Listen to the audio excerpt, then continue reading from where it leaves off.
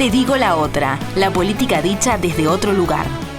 Todos me dicen que nunca voy a llegar a nada, que está probado que soy un caso perdido y que si sigo... Estamos entonces en comunicación para Te digo la otra con María Julia Muñoz, ministra actualmente de Educación y Cultura. María Julia, un gusto tenerte con nosotros.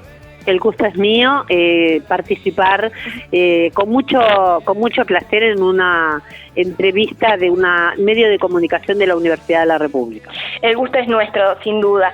María Julia, hay una visión, digamos, de la opinión pública hoy en día, también de parte de la oposición, parte del sistema político uruguayo, de que la educación atraviesa un momento muy crítico. ¿Cuánto hay de mito y cuánto hay de realidad en esa apreciación?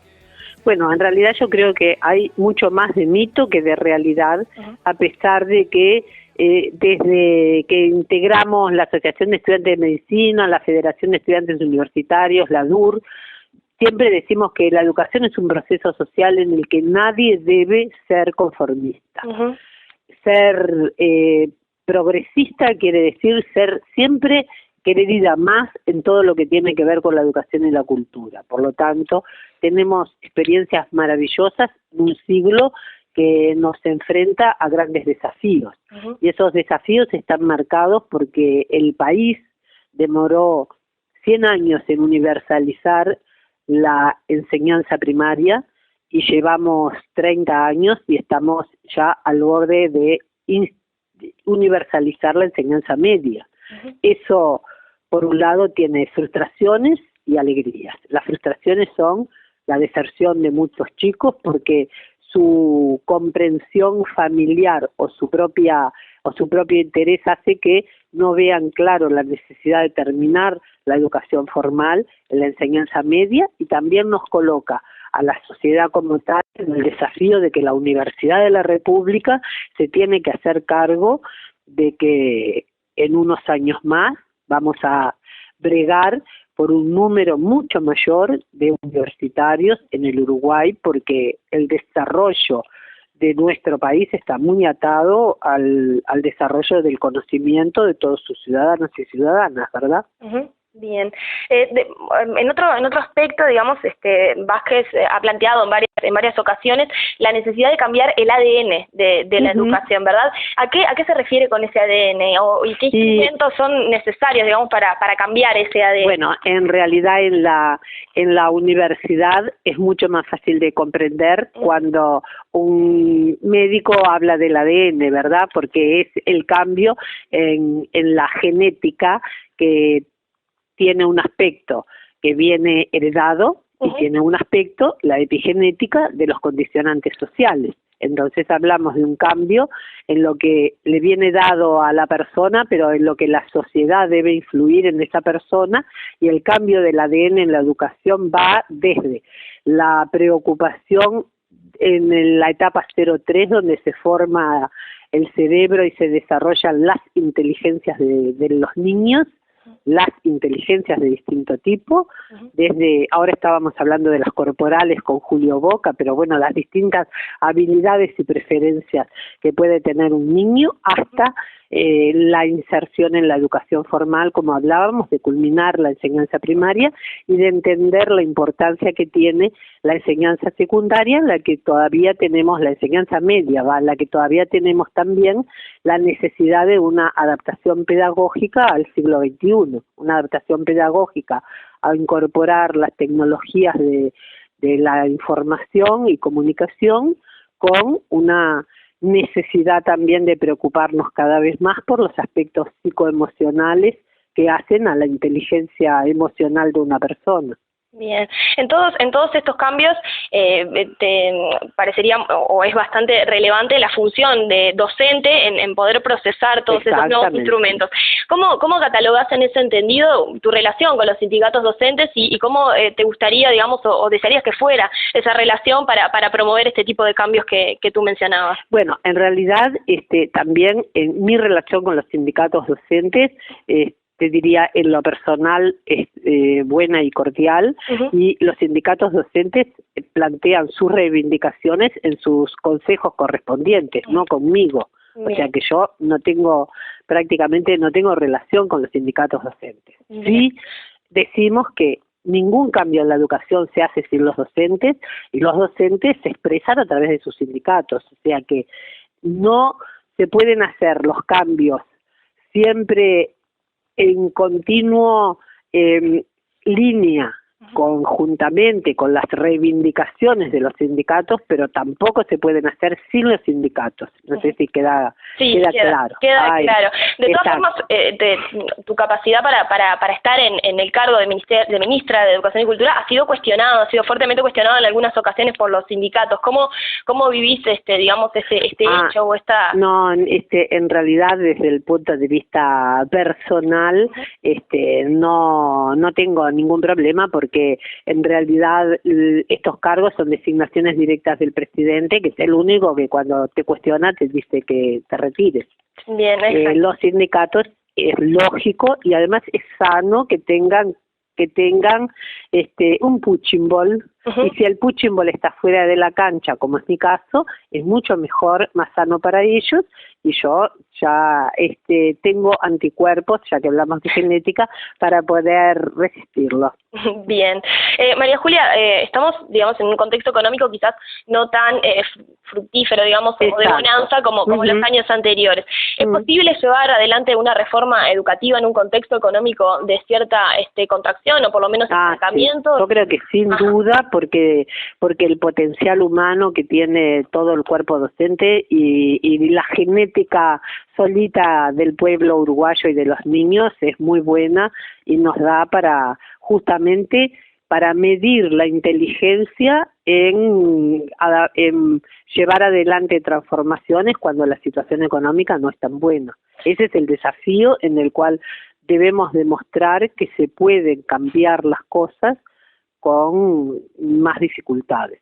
Bien, ¿y qué significa, digamos, tender a este 6%, que ha sido como muy discutido, digamos, 6% del PBI para la educación en este contexto, digamos? Yo creo que en realidad hay que seguir manteniendo el porcentaje, hay que lograrlo, porque es una buena manera de prestigiar los recursos que el país destina a la educación. No es la solución, no hay duda. Creo que dentro de las soluciones también tenemos que trabajar intensamente por la capacitación de los docentes, por la mejora en la capacitación, y yo te voy a decir que cuando ingresé pensaba que la Universidad de la Educación no podía ser algo muy costoso. Hoy, de acuerdo a cómo ha venido trabajando el Consejo de Formación Docente, creo que es una necesidad, que estamos con la total posibilidad de afrontarla sin aumentar los costos, y sí dándole una dimensión que la Universidad de la República tiene, y que es toda la investigación y todo el campo que va desde lo psicológico a lo socioemocional, algo que es sumamente importante en momentos en que la información para adquirir el conocimiento nos viene ya muy dada por parte de las tecnologías. No es lo mismo la clase que se podía dar, suponete, de historia, que lo que le podés decir ahora que busque en Google. Sí, es necesario la capacidad y la motivación para buscarlo, el entender por qué se estudian determinados fenómenos de la historia, el por qué es importante comprenderlos, y cuál es el beneficio que nos otorga para razonar el presente, para sentir el presente, para sentirnos mejor como personas y poder comprendernos entre nosotros, poder abogar a la paz. El por qué se enseñan determinadas cosas y no se enseñan otras, y nos implica ya ir mucho más a lo que es los aspectos psicoemocionales de la persona, porque mucha información ya el estudiante accede casi que a demasiada información, ¿verdad? Sin duda, sin duda. Hablamos de este 6%, pensando que se llegara Es necesario mejorar sustantivamente el salario de los docentes, tiene que ir atado, sobre todo en lo que tiene que ver con la formación en la enseñanza media, mucho más a cargos de dedicación más completa, ¿no? Más total. Estos debates de la elección de horas y todas esas cosas tienen que ir atados a que el docente esté más tiempo como está el maestro en una escuela, esté el profesor en un liceo y no corra de un liceo a otro, o sea, que pueda juntar sus horas en el mismo establecimiento. Sin dudas, sin dudas. Mi consulta iba hacia, bueno, estábamos hablando de este 6% Se necesita el 6% en esta etapa y esperemos poder lograrlo para el 2020. Bien, pero en términos quizás, y pensando toda la reforma educativa, y en términos más ideales, ¿cuál te parece que, hacia dónde se tendría que ir en cuanto a porcentaje del PBI? ¿Es necesario? Pues yo en realidad diría, no creo que se deba plantear un porcentaje del PBI determinado, como decir, llego al 6 y pido el 8, sino cuál es el nivel de salario para una dedicación completa en un centro, cuál es el nivel de salario para un docente que tenga un rango universitario, plantearlo de otra manera más que en porcentajes del PBI. Creo que en la primera instancia, porque está muy sumergida la educación en relación a otros aspectos de la vida social y política del país, en primera instancia es necesario. Después capaz que hay que ir del 6 al 8 o al llegar al 10. En realidad lo que hay que ver es las condiciones de trabajo y los niveles de salario. Y después capaz que los porcentajes son diferentes. Bien, bien. María Julia, se cumplió un año del conflicto fuerte de la educación que hubo respecto, bueno, a lo que iba a ser el presupuesto. ¿Volverías tú a declarar la esencialidad en un conflicto que si se generara con los docentes? Bueno, en realidad yo creo que hubo una marca social que fue importante, que es reivindicar la necesidad del encuentro del docente con el estudiante, de que la educación es en verdad el encuentro y el encuentro es esencial. La medida no fue desde el punto de vista político como bien tomada, pero tampoco es bueno que la primer medida de un docente sea el dejar al estudiante sin clase. Yo soy de la época de la vieja guardia, en la que se hacían clases abiertas, en las que el contacto con los estudiantes en los conflictos no se perdía. Hoy creo que la primera instancia no puede ser la ocupación de un liceo para pedir que vaya asistentes sociales y psicólogos, que sería convocar a la Facultad de Psicología para que explicara a los estudiantes y por qué tienen que haber psicólogos. Digo, hay otras cosas. No me voy a poner yo en otro rol del que no tengo, pero yo siempre le decía a alguno de los docentes con los que conversábamos, si hubiera declarado esencial la cultura, todos los artistas estarían felices, porque sería una manera de decirle a la sociedad cuán importante es el acceso a la cultura. Bien, María Julia, ¿haces algún tipo de autocrítica sobre lo que viene siendo tu gestión al frente del MEC? Siempre se hacen y siempre quisiera ir a mucho más. Bien, ¿y algún punto en particular donde te parece que...? Y creo que todos los días se pueden hacer muchas cosas más de las que uno hace. Bien.